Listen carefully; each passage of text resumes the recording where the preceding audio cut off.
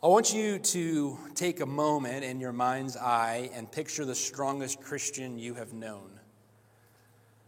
Picture a person that they weren't perfect, but they were a great person for you to emulate. Someone whose example it would be great for you to follow. Follow their example.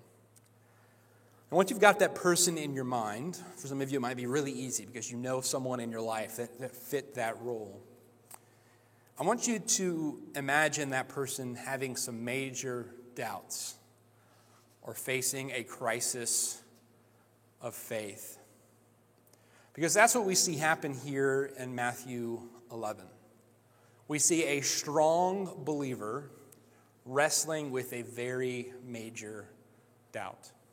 In fact, this believer is one that Jesus refers to as one of the strongest Christians.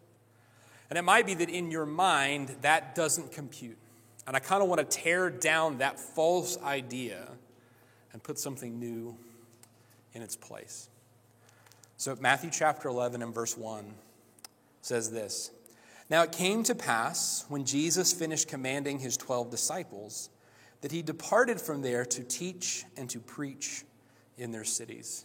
Now, what's happened in chapter 10 that he is kind of transitioning from in the beginning of chapter 11 is that Jesus has sent his disciples in groups of 2 to go out and preach the message of the gospel in these different cities and towns. He sent them 2 by 2, and he's told them not to take an extra coat. He's told them not to take any money, but that he is going to meet their needs in the places that they go. He's giving them an opportunity to test their faith. He's giving them an opportunity to begin to practice the calling that God was going to have on their lives as they started the church and they carried the message of the gospel to the regions beyond. And so he's giving them this opportunity, sending them on this mission trip. And after he sends them, then he begins to teach where he is at.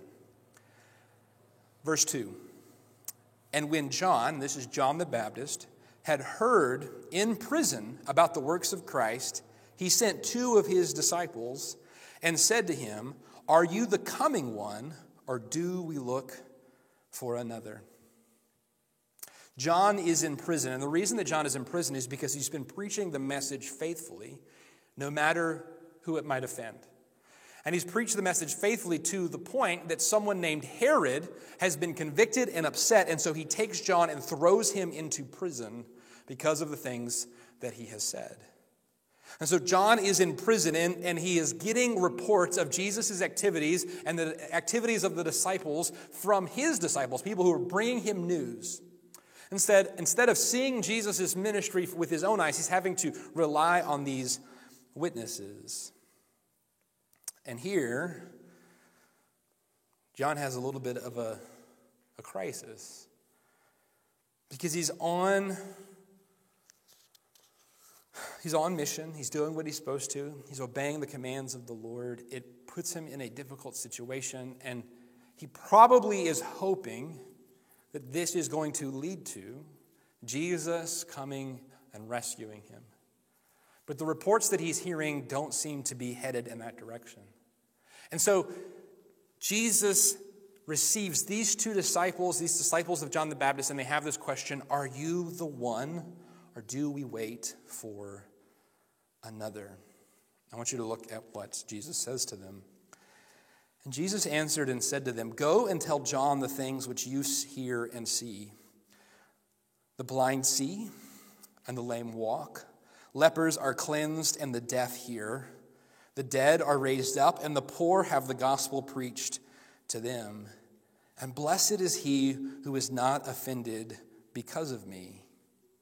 So he says, look, go back and tell John what you're seeing. Tell John what is happening here. Tell him that these things are taking place. And as they departed, Jesus began to say to the multitudes concerning John. So now Jesus is done answering them, and he turns back to the people he was teaching when those disciples arrived, and he tells them, "What did you go out into the wilderness to see? A rod shaken by the wind? But what did you go out to see? A man clothed in soft garments? Indeed, those who wear soft clothing are in kings' houses." He's saying they're not out in the wilderness like John was. "What did you go out to see? A prophet? Yes, I say to you, and more than a prophet. For this is he of whom it is written, 'Behold, I send my messenger before your face. He will go before you. Assuredly, I say to you, among those born of women, that there has not risen one greater than John the Baptist. Jesus says John is the greatest among men. But he who is least in the kingdom of heaven is greater than he.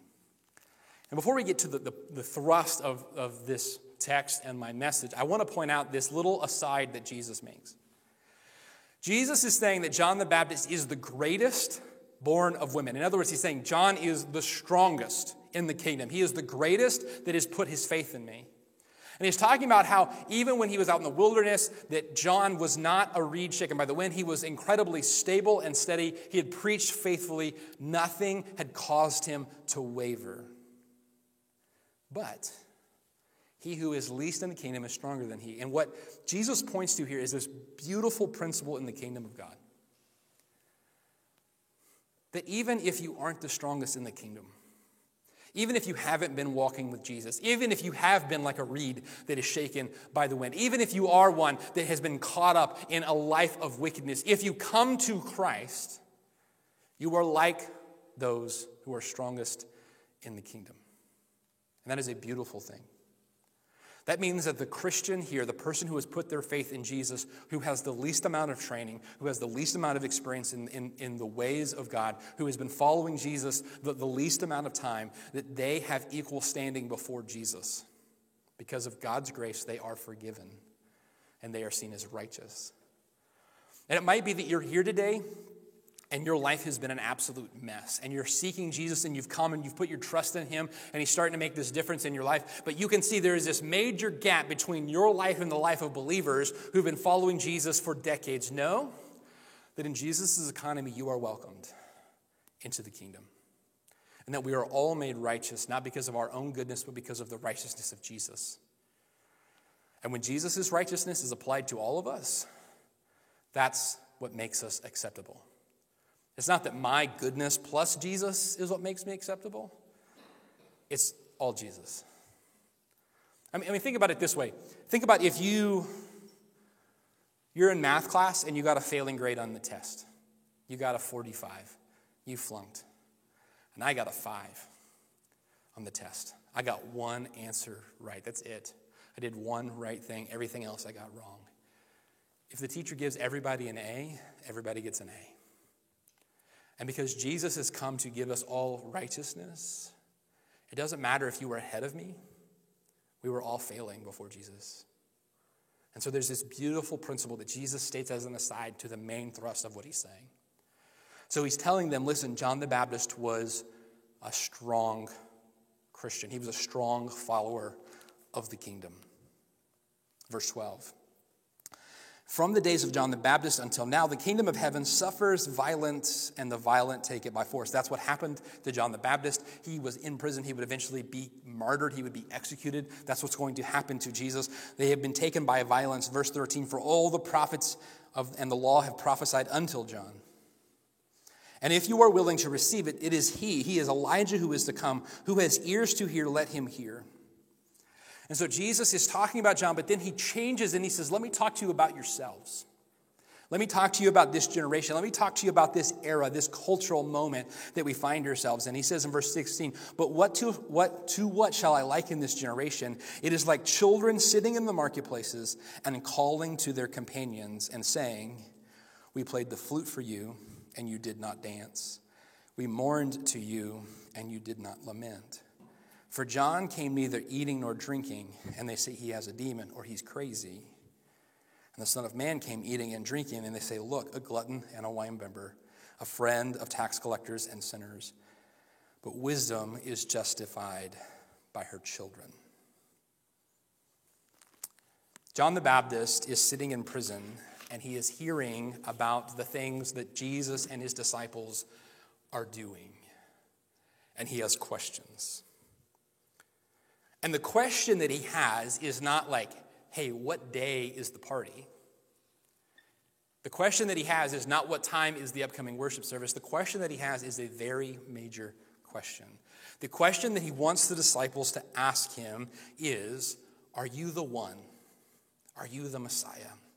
Or do we wait for another? Now, in the Jewish tradition, there were these lines of prophets, and a prophet would pass down to the next, and the next, and the next. And God was speaking to his prophets until one day the Messiah, the one they'd all been pointing toward, arrived. And John the Baptist was the final prophet in the line to say, here is the Messiah. And he had said, when Jesus arrived, he said, behold the Lamb of God who takes away the sin of the world. He had told the people, this is the Messiah. But John has this doubt.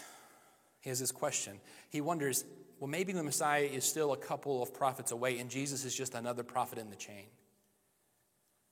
And so he sends his disciples, ask him, are you the one? In my discipleship group, we're reading through the Harmony of the Gospels, the reading plan that we have back there on the back table. And we read this scripture reading last week. And it struck me, because here's John the Baptist, the one that Jesus refers to as the strongest. And when John the Baptist has a crisis of faith, he has to do what all of us need to do. He has to go to Jesus for truth. John the Baptist sends his disciples to ask Jesus. And what I've been begging you to do throughout this sermon series is to win the day, to start your day by seeking truth from Jesus.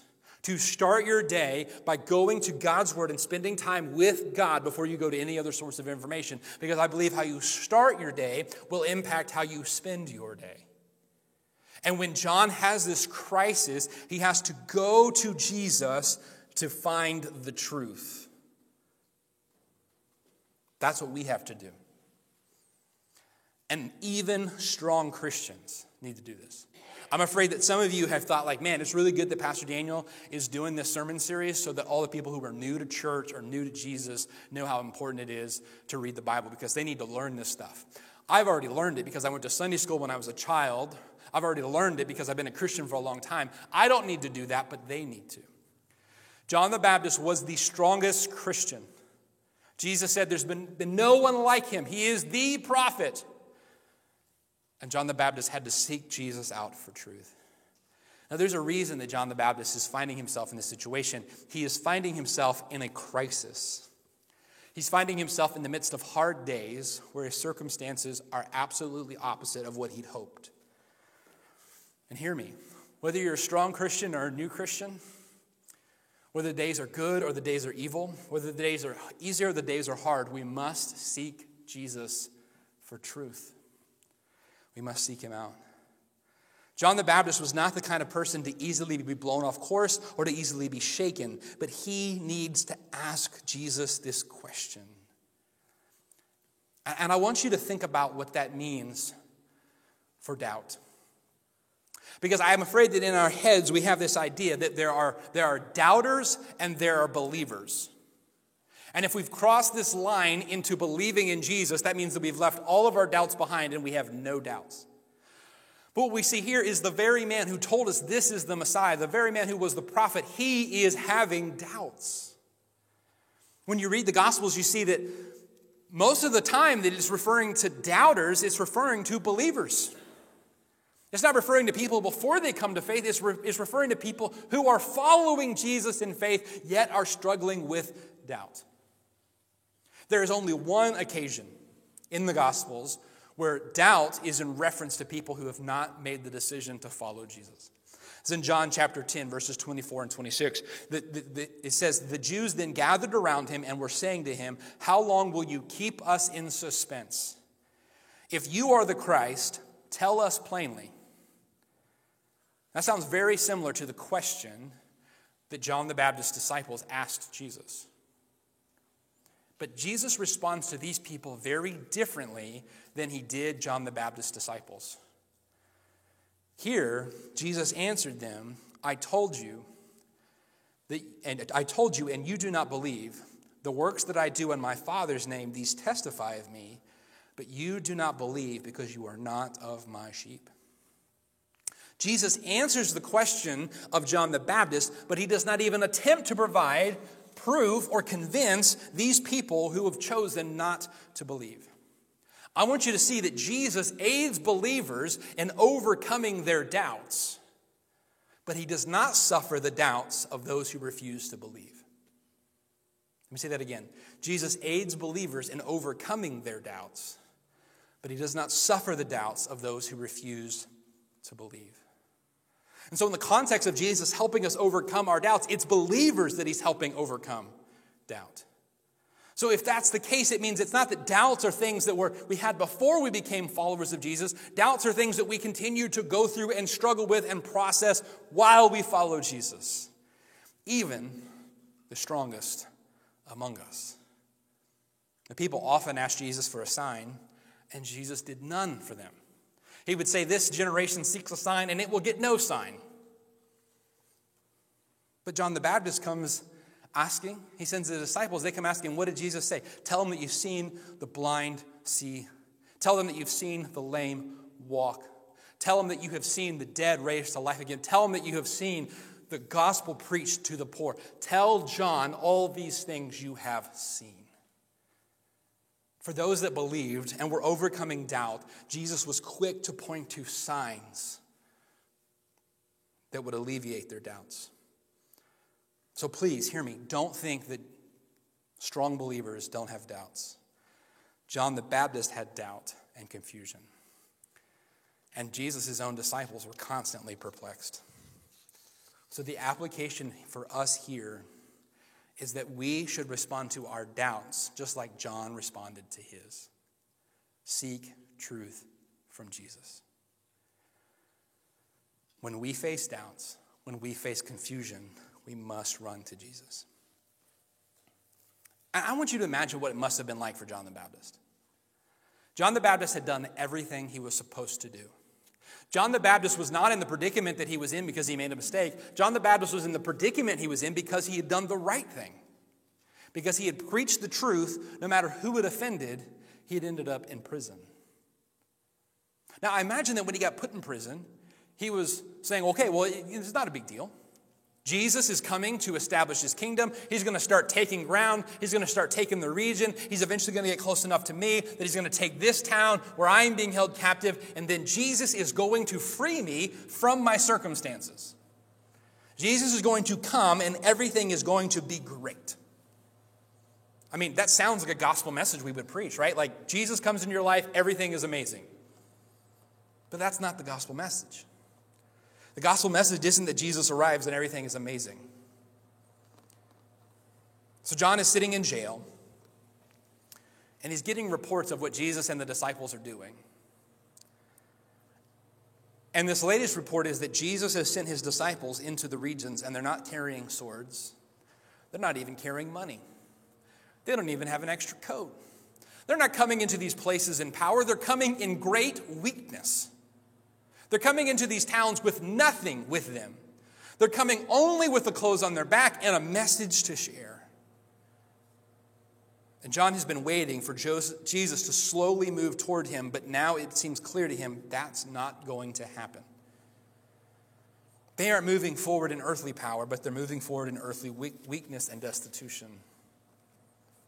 They're not telling people how it's going to be. They're not telling people get in line. They're not raising up an army. Rather, they're going into these towns and depending upon the kindness of strangers to have a place to sleep and food to eat.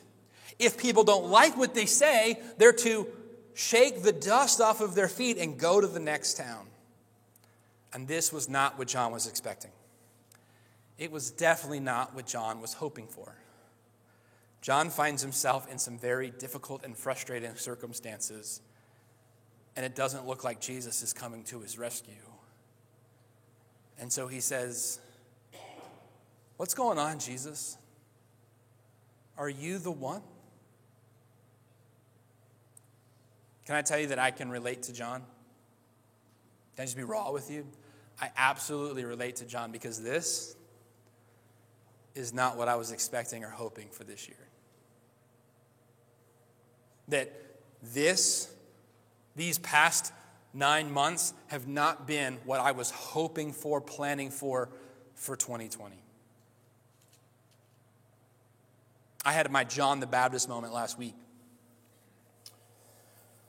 For those of you who've been here with us, you know that maybe 3 weeks ago, 2 weeks ago, whatever it was, I announced, hey, great news.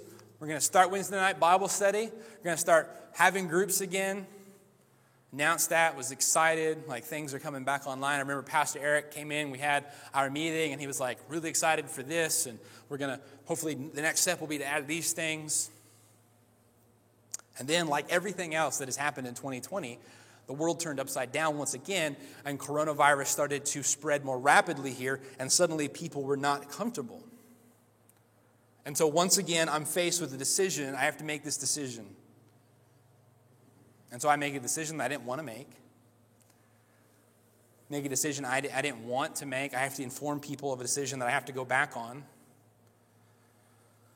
And so I sent out the email.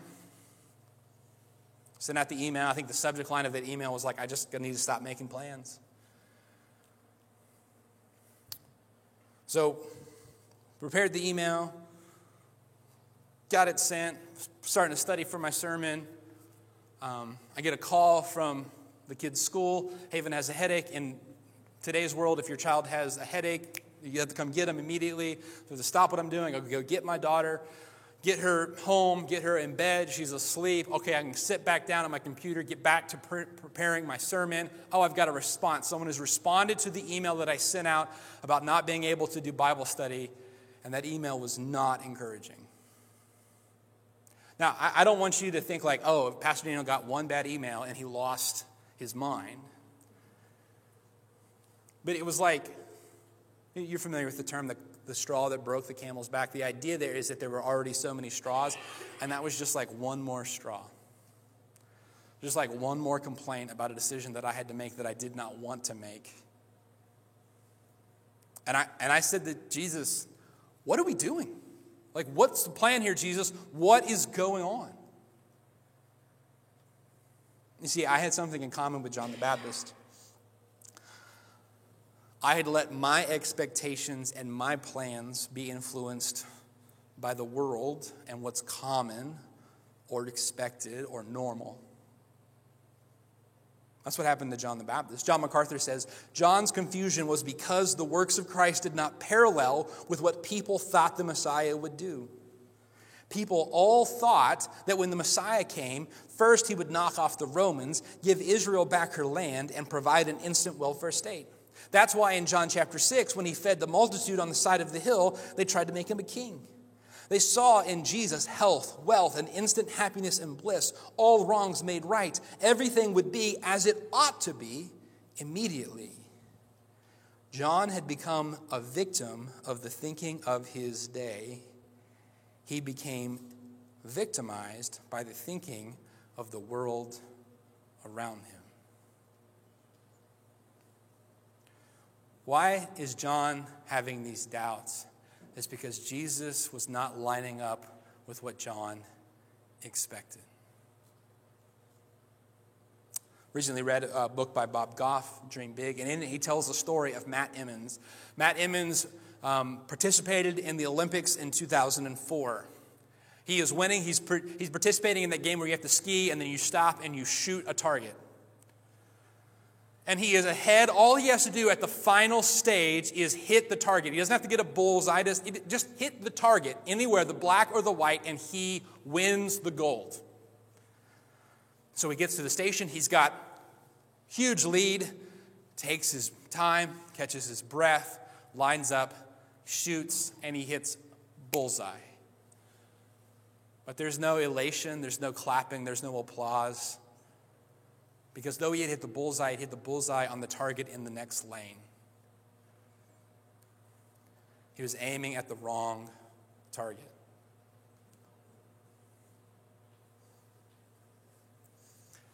Jesus hit the bullseye on his lane, what God called him to do, what he was sent as the Son of Man to do. It didn't match the target that John the Baptist thought he should be hitting. John the Baptist was looking at the wrong target. He was expecting the wrong things. And so Jesus says to John the Baptist's disciples, go back and tell him all the things that we are doing because we are doing exactly what God sent me here to do.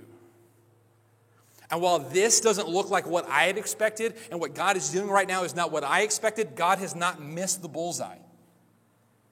And so in that moment when I said, Jesus, what are you doing? It wasn't a moment that I needed to get Jesus back on my lane. It was I needed to get back on Jesus' lane. And our world will constantly put our eyes on the wrong targets. Constantly push us to focus on the things that do not matter. Constantly push us to expect things that aren't on God's timeline. And what God does in His Word is regularly bring us back to this is the true target, and I have never missed it.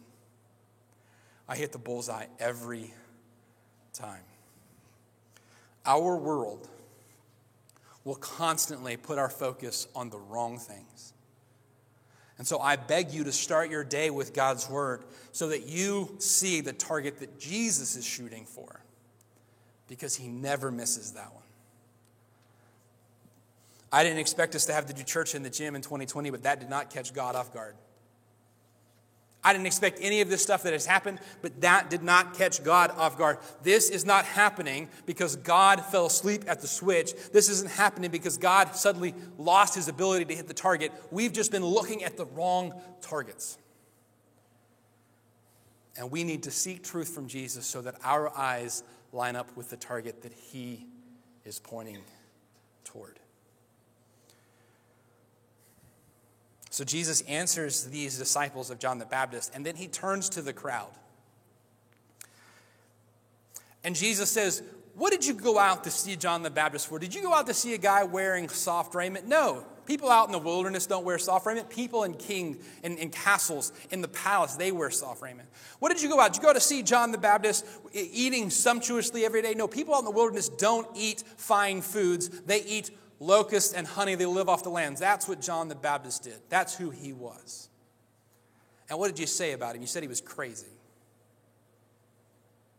And then Jesus paints this contrast between himself and John the Baptist. He says, John the Baptist went out into the wilderness and he lived off the land. I came to your towns and your villages and I ate among you.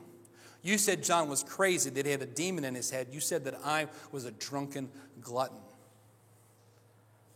And then Jesus says, you know what you're like? You're like children in the marketplace who say, we have played the lute for you and you did not dance. We have sung the dirge for you and you did not weep. And this example that Jesus is giving, he's giving an example of children playing in the marketplace with their friends. And I don't know if you've seen children play recently. Most of the time they're looking at a screen, playing a video game or something like that. But when children play, they go outside and they often play things that they see adults do. So they play house or they play store. Well, when the children gathered with their playmates, their friends in the marketplace, they played what they saw adults do. And there were two really main things that would bring a whole town or village together: a wedding or a funeral. A wedding would bring the whole town together. They would actually have a parade through the town at one point of the bride and groom. When someone died, they would bring the whole town together to remember and mourn this person. And so often when children would gather into the marketplace, most likely as they played with their friends, they would have played wedding and funeral.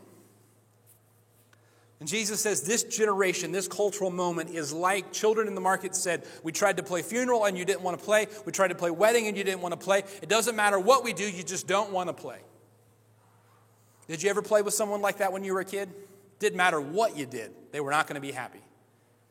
You changed the roles for them, let them go first, let them be team captain. They were not going to be pleased. And what Jesus is saying is that this generation, it doesn't matter what we do, you will be unhappy. Because John the Baptist came eating nothing and you called him crazy. I came and ate with you and you said that I was a drunk and a glutton.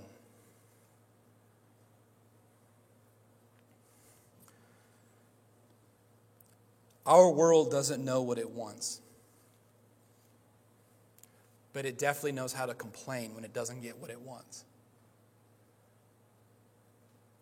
And if we keep our eyes on the world, we will constantly see dissatisfaction. We will constantly see you didn't hit the target, you missed the mark. Jesus didn't worry about that. He focused on what his Father called him to do. He didn't worry about what anybody expected of him. He focused on what his Father called him to do. He didn't worry about what people wanted him to be.